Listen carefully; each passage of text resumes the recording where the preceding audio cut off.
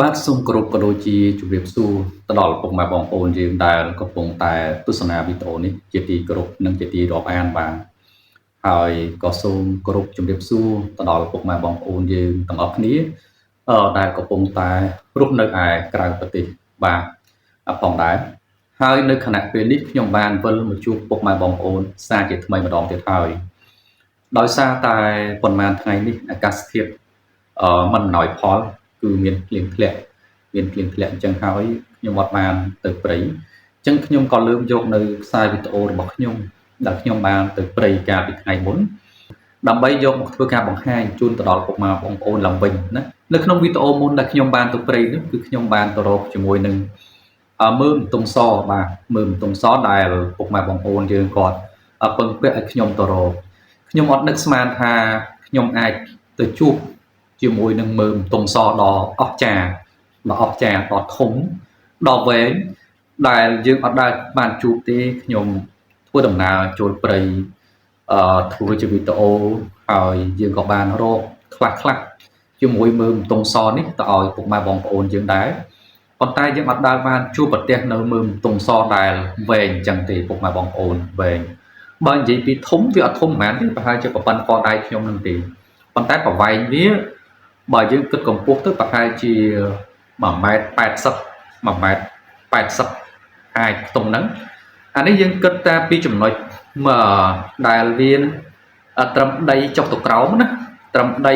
ពីគល់វានឹងចុះទៅក្រោមបាទចាប់ពីត្រឹមដីនឹងចុះទៅក្រោមទៅយើងគិតទៅប្រហែលជា1ម៉ែត្រអាចថា1.80 នេះយើងយកបានអស់តែម្ដងជាមួយមើមទុំសនេះហើយ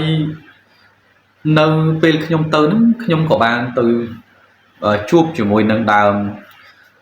រលាយស្មងឬយើងហៅថាដើមទំលាយស្មងពិតមែនទៅពុកម៉ែបងប្អូនដើមរលាយស្មងហើយនឹងដើមទំលាយស្មងនេះបើសិនជាពុកម៉ែបងប្អូនមិនមានបទពិសោធន៍មិនបានស្គាល់ច្បាស់លាស់យើងទៅសង្កេតពិនិត្យជាក់ស្ដែងជាមួយរុក្ខជាតិដើមរលាយស្មងឬក៏ទំលាយស្មងនេះទេពុកម៉ែបងប្អូនអាចច្រឡំជាមួយនឹងរុក្ខជាតិមួយប្រភេទទៀតដែលមានឈ្មោះថាដើមប្រមាត់មនុស្សមិនមែនស្មៅប្រមាត់មនុស្សទេណាគឺដើមប្រមាត់មនុស្សនេះមែនតើទៅជាមួយដើមទំលាយស្មងហ្នឹងគឺ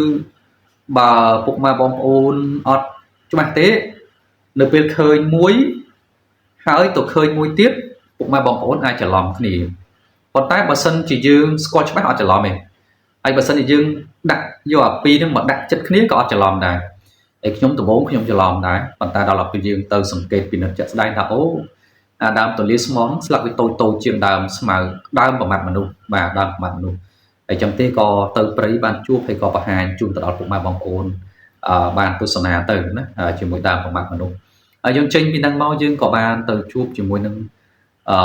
ដើមតសេកបាទដើមតសេកក៏ជួបជាមួយដើមសង្ខោនៅក្នុងរឿងដើមសង្ខោនេះខ្ញុំចង់ចែករំលែកដែរពុកម៉ែបងប្អូនវាមាននៅក្នុងម្បូរសង្ខោហ្នឹងសង្ឃាសង្ខោហើយនិងក្រម3នេះវាប្រហែលគ្នាវាមិនថាដូចគ្នាទេវាប្រហែលគ្នាក្រមហ្នឹងដើមធំស្លឹកធំរាងមូលហើយសង្ខោហ្នឹងស្លឹកតូចដើមតូចទេណាដល់សង្ឃាវានៅកណ្ដាលស្លឹកធំគួរសមប៉ុន្តែស្លឹកវាចុងស្រួចហើយវែងបន្តិចបាទអញ្ចឹងមែនតើទៅសង្ឃានឹងដូចគ្នាបេះបិទប៉ុន្តែក្រមយើងហាក់ដូចជាឆ្ងាយពីគ្នាបន្តិចអញ្ចឹងសូមពុកម៉ែបងប្អូនទស្សនាកន្លែងនឹងបន្តិចសិនមកហើយខ្ញុំបានបង្ហាញអំពីដើមប្រមាត់មនុស្សនឹងដែរណាដើម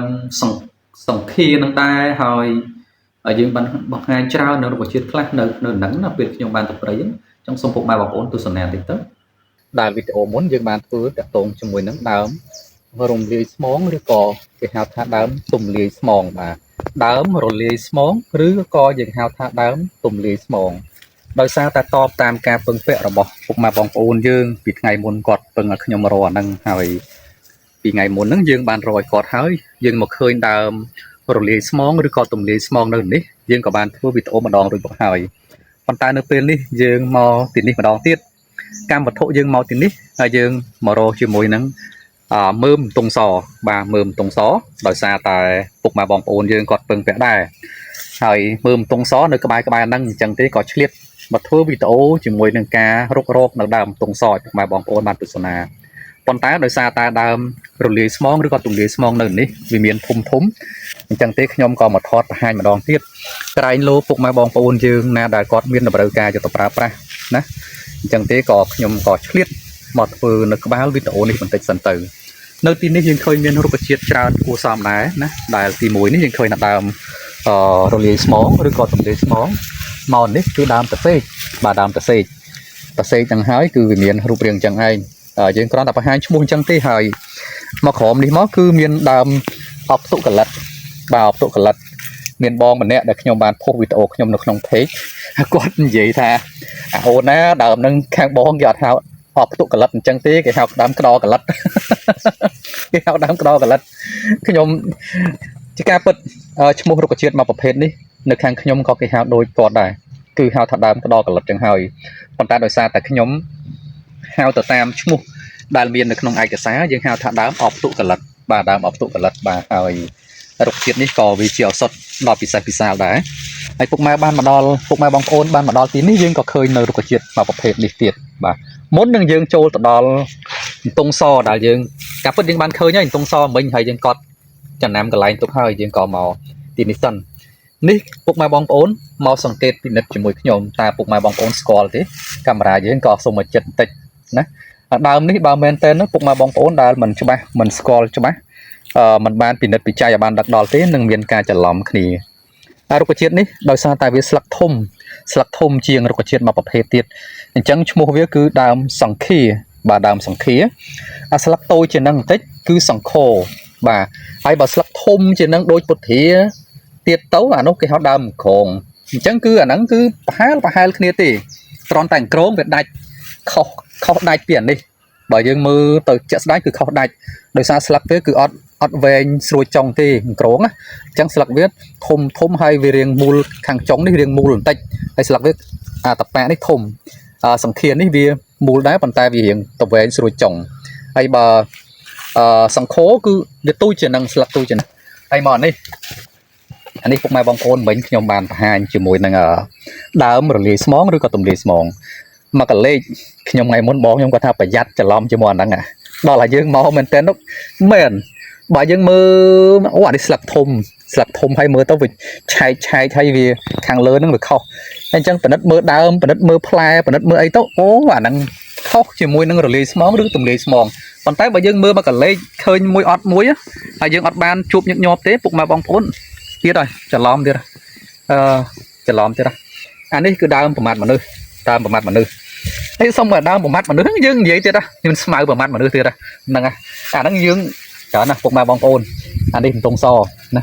ហើយយើងឃើញមកដើមទូចយើងប្រើការអត់តន់កើតទេយើងទុកវាហើយយើងនឹងរកមកដើមធំវិញខ្ញុំឃើញប្រហែលជាប្រព័ន្ធកដៃដែរបន្ទាប់ពីពុកម៉ែបងប្អូនទាំងអស់គ្នាបានទស្សនាជាមួយនឹងការបង្ហាញរបស់ខ្ញុំនៅក្នុងវីដេអូនេះជាមួយដើមរលាយស្មងជាមួយដើមតសេកជាមួយដើមសង្ឃាជាមួយដើមតសេកហើយជាមួយដើមប្រមាត់មនុស្សបាទហើយខ្ញុំក៏បានធ្វើដំណើរទៅជួបជាមួយដើមតុងសនៅក្នុងតុងសនេះពុកម៉ែបងប្អូនខ្លះយើងមានមួយប្រភេទទៀតដែលយើងហៅថាតុងក្រហមហើយខ្ញុំនៅក្នុងវីដេអូមួយទៀតខ្ញុំនឹងបង្ហាញអានតុងសតុងក្រហមនេះវាខុសគ្នាមិនអាហ្នឹងសុទ្ធតែជារឿងដែលយើងពេលខ្លះយើងអត់នឹកស្មានដល់ថាមានតុងសក្រហមហើយមានតុងសហើយមានតុងក្រហមទៀតប៉ុន្តែវាមានអញ្ចឹងមែនប៉ុន្តែនៅក្នុងឯកសារយើងស្រាវជ្រាវរកអត់ទាន់ឃើញមានដើមតុងក្រហមនឹងទេតែគ្រាន់តែការបង្ហាញនៅលើ social media ឬនៅក្នុងបណ្ដាញសង្គមយើងរបស់ពុកម៉ែបងប្អូនយើងឃើញមានគាត់បង្ហាញហើយវាសមហេតុសមផលរវាងតុងសនិងតុងក្រហមប៉ុន្តែយើងមិនទាន់ធ្វើការវែងញែកទេតែយើងគ្រាន់តែនៅព្រៃទៅជួបជាមួយដើមតុងសហ្នឹងយើងជីកពុកម៉ែបងប្អូនហើយខ្ញុំអត់នឹកស្មានទេណាតុងសថាវាវែងវាជ្រៅចាក់ឬជ្រៅដល់ថ្នាក់ហ្នឹងទេ1ម៉ែត្រចូល1ម៉ែត្រ80អញ្ចឹងសូមពុកម៉ែបងប្អូនទស្សនាជាមួយខ្ញុំនៅវីដេអូទាំងស្រុងរបស់ដើមមើលតុងសហ្នឹងទៅហើយវីដេអូនេះខ្ញុំអត់បានបង្ហាញអំពីអត្ថប្រយោជន៍របស់វាទេដោយសារតែខ្ញុំបាន បង្ហាញនៅក្នុងវីដេអូមុនហើយអញ្ចឹងខ្ញុំអត់បានបង្ហាញទៀតទេខ្ញុំគាត់តែមកបង្ហាញពុកម៉ែបងប្អូនជាមួយការដែលខ្ញុំមករនទងសហ្នឹងវាជួបនៅមើលទងសមកមើលដែលវាប្រវែងវាវែងវាអស្ចារ្យណាខ្ញុំអត់ដែលជួបណាអញ្ចឹងសូមពុកម៉ែបងប្អូនទស្សនាទៅ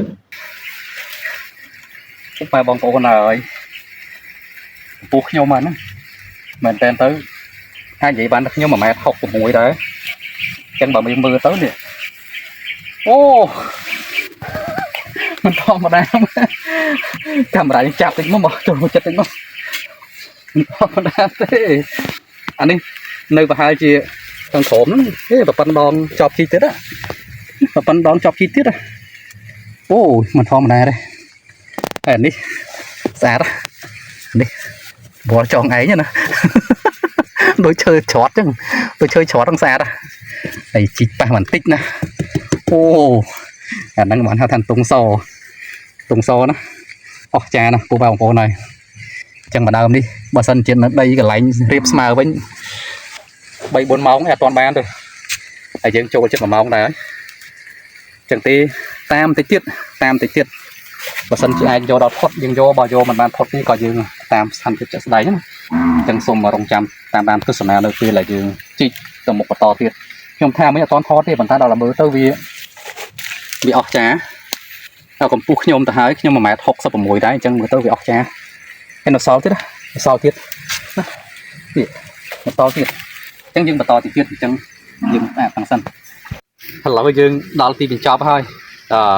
ពុកម៉ែបងប្អូនទាំងអស់គ្នាឥឡូវមកទស្សនាជាមួយខ្ញុំហើយកាមេរ៉ាយើងចាប់ទៅក្រោមយើងចាំមើលទៅទៀតយើងយកឡើងមកតើវាបានកម្ពស់ប្រហែលណាចិនតាមខ្លួនអីអូអស់អស់ទំជីកបានមួយហ្នឹងទេដែលបានយើងបានយកអស់រលីងបានយកអស់រលីងឥឡូវចុះទៅក្រោមសិន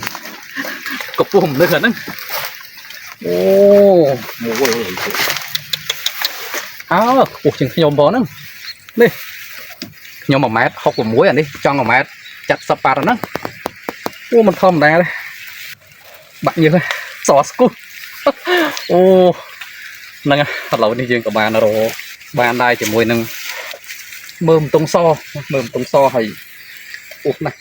អូវល់គួយអញ្ចឹងបាទមានមូលលើខ្លាំង1 ម៉ែត្រចូល1.60 ម៉ែត្របាទចូល1 ម៉ែត្រយើងលេខខ្លាំងយ៉ាងនេះណា1.70 ម៉ែត្រឥឡូវមកជួបបងមិញគាត់មកថាអានេះមានញីមានឈ្មោលទៀតខ្ញុំអាការតវល់ឥឡូវឃើញគាត់បង្ហាញវល់អីគេបន្ថែមទៀតនោះវល់គេបងនឹងនេះចាស់ហៅវល់មាសអូវល់មាសអូត្រូវអានោះសក់ក្បាលជីបើភាសាបាលីអូអានេះឆ្នាំគេបងនេះចាបាទអានោះទឹកឆ្នាំទាំងអស់ដូចជាកាត់ក្មេងឆ្នាំអ្នកត្រីដែលមានពុះធំពុះអីឆ្លងទលេឆ្លងអីហ្នឹងបាទហ្នឹងហើយពូហ្នឹងគាត់ជាចាស់ទុំនៅក្នុងភូមិខ្ញុំណាហើយគាត់មើលគោមើលឥឡូវគាត់មកជួបមើលហ្នឹងដល់ភាសាបាលីសាំងរិទ្ធគេហៅបាជីអាហ្នឹងនៅតែនៅទៀតហ្នឹងដោយសារការពិតទៅវល់មាសនេះពីក្មេងពេកខ្ញុំស្គាល់យូរហើយហ្នឹងទុំនៅលើទៀតមិនបានដឹងពីប្រយោជន៍របស់វាហើយខ្ញុំក៏បានធ្វើវីដេអូរួចដែរជាមួយវល់មាសនេះពុកម៉ែបងប្អូនចង់ច្បាស់បើចូលទៅមើលនៅក្នុង YouTube របស់ខ្ញុំគឺយើងមានហើយវល់មាសឥឡូវត្រឡប់មកតុងសយើងវិញខ្ញុំទឹមតែលើកទី1ទេខ្ញុំជីកបានច្រើនបាទហើយតែយើងអាចយកវាបានណាបានរហូតដល់ប៉ុណ្ណេះពីមុនណាទេកាប់យកប៉ុណ្ណេះហើយយើងណាទៅជីកបានលោកហើយបើដីយ៉ាងវិញដូចពុកម៉ែបងប្អូនបានឃើញអញ្ចឹងទេអានេះដីផុសហើយវានៅកលៀតអូអញ្ចេះយើងមានភាពងាយស្រួលហើយយើងអាចយកបានអស់រលីងហើយ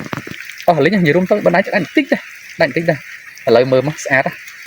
មែនតើដូចឈើច្រត់ចឹងនេះដូចឈើច្រត់ចឹងណា